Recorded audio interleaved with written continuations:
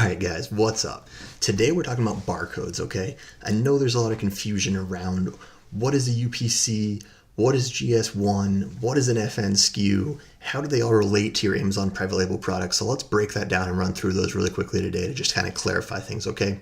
So first we're going to start with UPC, and it is a universal product code that is a 12-digit code. Alright, so every product, these are especially particular in the United States, but it's true everywhere, okay? Everyone has a unique UPC code. So when you go to the store and when you're, let's say the grocery store, right? When you're scanning through your items at the cashier or whether you're at the self-checkout and you're doing it yourself, so when that laser hits that barcode, it pops up and it itemizes the cost of it, what it is, and this is the way that they keep track. So when you're starting out in private label, you need a UPC barcode.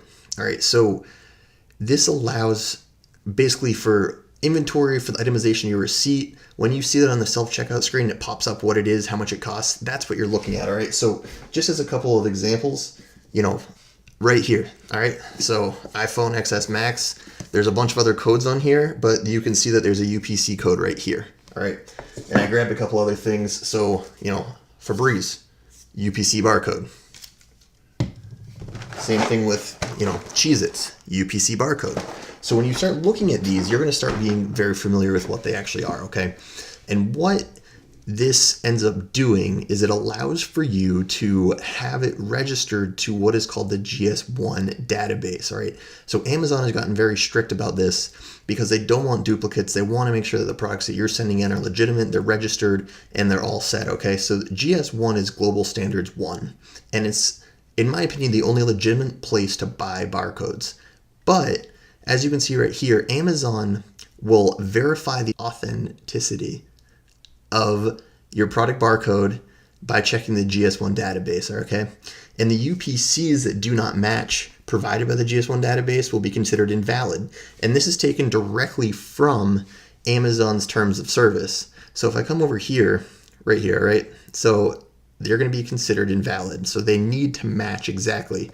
So the whole point of this and me saying that is that really what we're going to end up doing is we're going to end up purchasing a UPC barcode that will be registered with the GS1 database. So there's a few ways to do this. The first is buying them directly from GS1, okay? This is your more expensive option, but it makes sure that you have an authentic barcode that is going to show up in their database, and this way it's also registered directly to you. Now note in their terms of service, it doesn't necessarily say it has to be registered to you or your company. So there are alternatives. There's a link actually in this PDF, which I will put a link to in the video notes below, but it's $250 for 10 unique barcodes. And then on top of that, you have a $50 annual fee. So this is the way I do it now. But when I was starting out, especially, I was using Nationwide Barcode. And the reason I recommend GS1 in particular is that with the amount of money and the amount of time that you're putting into starting your Amazon FBA private label products and business, you don't want to snag because your barcode didn't register in the GS1 database or because something went, sideways. I would rather do it the right way to begin with because it'll save you a ton of time and money in the long run. Yet, when you get them from Nationwide Barcode, you can get them for about $10 a piece. So that's kind of up to you. I still recommend going GS1, okay? But I will stress again, do not buy from a reseller. Do not buy in bulk from eBay or somewhere that you don't know the actual source, okay? I would go either GS1 or Nationwide Barcode. Those are the two that I would, throw out there. Again, I would strongly emphasize on using GS1. Now, when you put in your UPC barcode, when you're creating your listing in Seller Central, Amazon will end up providing you with what is known as an FNSKU. And what that stands for is a Fulfillment Network Stock Keeping Unit. And these are Amazon's own barcodes, which they then use to keep track of your product in their warehouse. So there is an option to send in your product using only your UPC barcode. But what ends up happening is everyone that has just a UPC barcode, they end up putting those all together. And there is issues sometimes with, the actual person who's on the floor in the warehouse who pulls that product once it's, ordered. I've had people pull somebody else's product and send it instead of mine. I've had a lot of other issues. I've had people pull my product and someone else purchase somebody else and they send it to them instead. So just from an inventory standpoint, it doesn't cost you anything different. It's just different prep for sending in your actual inventory to Amazon FBA. All right. So once you put that in, they will give you an FNSKU. And I highly recommend using your FNSKU when you're sending an inventory. So when they're actually sending an inventory though, you will take that FNSKU, and I will actually put up a few links here that will show you. So when you have your FNSKU derived, once your product's actually in, you've created your listing, you can print those labels, okay? And you can download those as a PDF, which you then send directly to your supplier to put on your packaging.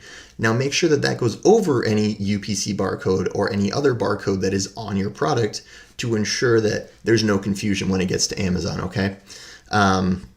So just brief video, but in conclusion, you need a UPC barcode when you first start your listing, okay? And get that from an actual reliable supplier. Again, I recommend GS1. You'll get an FNSKU by putting in your UPC when you're creating your listing from Amazon, which you will then have labels for when you're packaging and prepping your inventory to be sent into Amazon FBA into one of their warehouses, okay? So hopefully that clarifies a few things. I've had a lot of questions on this recently. I just wanted to hop on again, very straight to the point, concise video, but hopefully that helps. All right, any other questions, anything else you guys might have, drop a comment below. Also, if you are getting value from this channel, please hit subscribe. We also have a Facebook group, links down in below as well, but we'll be back with another one. All right, thanks guys.